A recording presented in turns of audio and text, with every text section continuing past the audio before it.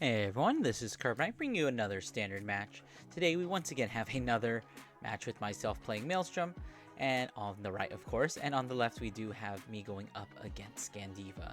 So this isn't going to be the greatest match for Gandeeva, so for everyone who doesn't really like the deck, maybe you'll enjoy it. But for the most part, I just do kind of want to use this video to kind of illustrate how Gandeeva can kind of play around did I say Gandeeva? How Maelstrom can play around Gandeeva, and just like what it can do to actually counter the deck, and how it might be a little bit of a sleeper hit. I don't want to get your hopes up too high.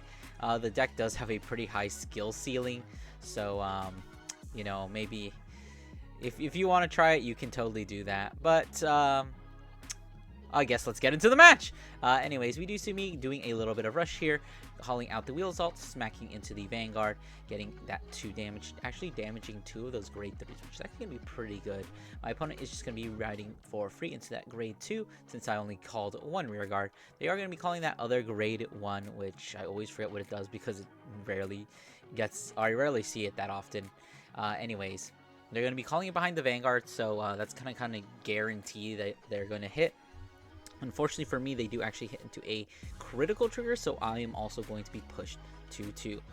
It's not terribly the worst. I mean, I guess I'm still in heal range now, but you know, I definitely want to be mitigating the amount of damage I'm taking. And we do see me actually going for a rush with a double tide line. The first attack, unfortunately, going to be hitting into a defensive heal trigger, and even worse than that, a defensive heal trigger, which is going to trigger. So I am going to have to swing at the Vanguard. Unfortunately, not going to be able to hit. So I am going into this turn only not really effectively dealing any damage. And of course, I do actually have a full board. Well, not a full board, a decently high board for Gandeeva to actually retire. But if you do notice, I did play pretty smart. If you watch my Gandeeva video, then you'll know I went for the golden 3-2 ratio. I've got 2 grade 2s and 1 grade 1. So even though my opponent did play the best harvest, if you look at the math from that video, you can see that this is the minimum amount of advantage that I will be giving the Gandeeva player as they reveal the top 5 cards, and they do double hit, which of course should be expected. And of course they do get those first 2 cards in the bind zone. So I believe we do have to draw 2 more cards because we did just retire 2 more cards. So we're going to be drawing those next 2 cards, and then we still have 1 more rear guard. So as you can see, we didn't get any more than just the 2 binds. Well, Gandeeva always gets 2 bind, but now he does have 1 UBD. He has to commit another card in order to retire my last rear guard before all of his effects will be converted into draw. We see my opponent calling down a heal trigger, which is very interesting, or not a heal trigger, a critical trigger, which is very weird. But that meteor flare is going to come down and clean up the last tide line. Did we draw a card there? I think we might have forgotten to draw a card, but we did actually get a bind a card because we retired those rear guards. But with this current field, it's looking like we don't actually have enough to get to the 5 this turn, because that Afquack cannot actually use its skill quite yet because I am not at grade 3. We see it's still swinging for 20, which is a very good number. Just going to be blocking with a 15-point guard, which is still pretty good at this time. The Gandeeva is going to be swinging here, but as you can see, he only has 3 cards face down. We didn't actually get any access to any of the other cards, so where you basically just got the 3 binds off the 3 retires. So I'm just going to be taking this since it is just 1 damage. My opponent's not going to see a trigger. Just going to be damage checking a tidal assault, and then the meteor flare is going to be swinging in for just 18 because its other skill, even though I have no rear guards, it is locked behind your opponent being on grade 3, which of course I am not yet, so it's not going to be getting that power. We see me ditching the Judgment of the Storm to ride into that Maelstrom, checking the top 7, probably looking for an Inlet Pulse. Oh, I think I saw Forbidal, which I really wish I could just add to my hand, but unfortunately we cannot, so we're just going to have to settle for an Inlet Pulse. So it's looking like I can kind of stabilize this game a little bit. My opponent got the minimum amount of advantage from a best harvest, so we're going to have to see if I can bring things back. Honestly, in this matchup, you definitely want to be going first. I mean, with Maelstrom, you always want to be going first because it lets you set up your inlets during your first grade 3 turn, and you just hit like much better numbers because like Tidal will hit.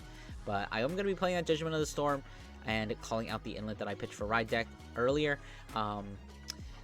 I don't really have a good way to do those 4 attacks, so I am going to be using the Maelstrom skill in order to call out the Theo.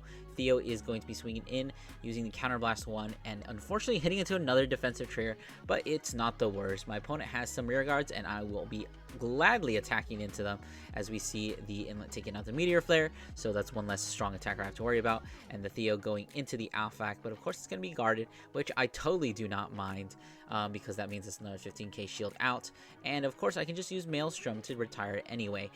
Swinging at the Vanguard, I'm going to be hitting into a critical trigger, managing to push my opponent to 5 in this single turn, and during the end phase, all of my units will return to the Soul Theo by the Maelstrom skill, and then the Inlet Pulses using their own skills to put them into the Soul and draw me another card. So I'm looking at a very strong hand, pretty easy for me to survive this upcoming turn.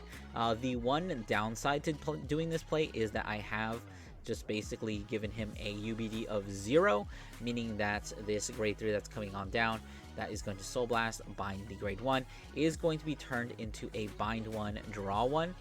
So without having cards to retire, he does now actually get to access those draws instead of just getting the bind without the best harvest. So hopefully, well, I mean, there's no way for me to know if he had another best harvest in his hand, but if he did, then I just played around it, I guess. So we did finally manage to get to that bind zone of 5, and we are under the Persona Ride. So it's looking like it might not be a terrible turn, but my opponent is just going to be opting to call a single column, going for just 3 attacks this turn. I think there was a huge mistake to kind of commit the Alphac last turn, because I think we forgot that we couldn't use its skill, but we do see the grade 1 being used to countercharge, just adding, basically, effectively, it's just adding another 2k to the front row since it's not really going to be doing anything. I am just going to be PGing this Gandeeva because there are 0 more attacks after this. This is kind of a really bad and pitiful attack. Just kind of looking at the hand, it looks like we have a couple PGs, some triggers. We drive check into another grade 1, which is not going to be a great attacker. Yeah, so it looks like we're getting really punished for our play last turn for committing our 2 best attackers, including the multi-attacker. We're kind of left with this last turn with having nothing. Even though we Persona Ride, we really couldn't make the most out of it. We couldn't even really call the grade 1 to the front row, for those of you who thought maybe he should have just done that, because the grade 1 actually does need to be in the back row in order to proc its skill. But we do see, I think this is the first time I'm actually using this in a video. I might be wrong about that, but we're playing the Forbid All, which I absolutely love in this deck. The main problem I had with it was that there's no other good grade 3 to call with it, but I'm just going to be getting a free Inlet Pulse, and I am going to be calling out that Florence. Now, I am recording this after set 11 has come out, but this video did, of course, come out before set 11. So that I keep calling her Margaret. Florence has been since replaced with a new grade 3 from set 11. For those of you wondering, I will probably be doing at least a quick little deck profile for Maelstrom post set 11. I do need to do a little bit more testing, but it is almost ready. But we do see me pitching the Prize Trident, which I am slowly starting to think is not that great of a card. Calling down a 3rd Tide Line and using its skill to give itself another 10k. And then we are also going to be getting another 10k, probably to that Inlet Pulse Dragon, because it is going to be swinging twice. So effectively we're giving, I guess, 30k because of the amount of power that goes into each attack. And since it is attacking twice, we're getting 2 swings with 33. So it's looking like my opponent is definitely not going to be able to survive this. I've got, how many is that? 1, 2, 3, 4, 5, 6 attacks this turn. The first being that Inlet Pulse. Now, Gandeeva does have a lot of cards in hand, but thanks to the fact that the first grade 3 turn was kind of mediocre, even with the best harvest, they got the minimum amount of advantages that they could. They didn't actually have any more of the card draw cards. We didn't see the grade 2 that lets you draw cards. 2 of the grade 3s went into damage. and we had a very lukewarm grade 3 turn, and this last turn, even after Persona riding, we weren't able to make up very much advantage. So it's really looking very dicey for Gandeeva here. And it's honestly not looking like we can survive. I think we have, like, what is that, 6-7 cards in hand, a couple of PGs, but again, when you're against a multi-attack deck like Maelstrom, PGs tend to do less and less. And of course, I was able to push him to 5 during the last turn. Probably another misplay, I would say. If we had been at 3 and just like PG'd the Vanguard attack last turn, we probably would have been in a much better situation. There really wasn't a huge reason to take it, other than, I guess, I don't know. I don't think he realistically should have taken that Vanguard swing during the last turn. If we had the PG, we probably should have just committed it. But we do see the PG coming down for the first attack, which is definitely not great because you're just discarding a card. I think we discarded a 15k shield there. But I think at this point, we really should have just played for the heal. If you calculate all the numbers, I don't think we realistically have enough, especially with that Florence being a potentially 28 to 38k attacker, as we are going to be seeing her. But we do swing with the Vanguard, drawing a card, and retiring the last bit of the Gandeeva board that it really struggled to even build during the last turn. Looks like we are going to be committing that PG to it. I still do have one more attack, drive checking into a critical trigger. And so, obviously just giving all the effects to the Florence. Florence is going to swing using her skill to mill the top 2 cards of the deck. Since both were not normal units, I am going to be soul charging my OT, funnily enough. But of course, it's not really going to matter. This is going to be a 2 critical attack to the Vanguard, and with 1 card in hand being a Persona, we're not going to be able to block it, and that, of course, is going to be the game. So I hope you guys enjoyed. You're welcome to all you Maelstrom fans. Don't forget to do all those YouTube things, like, comment, subscribe, and I'll see you guys in the next one.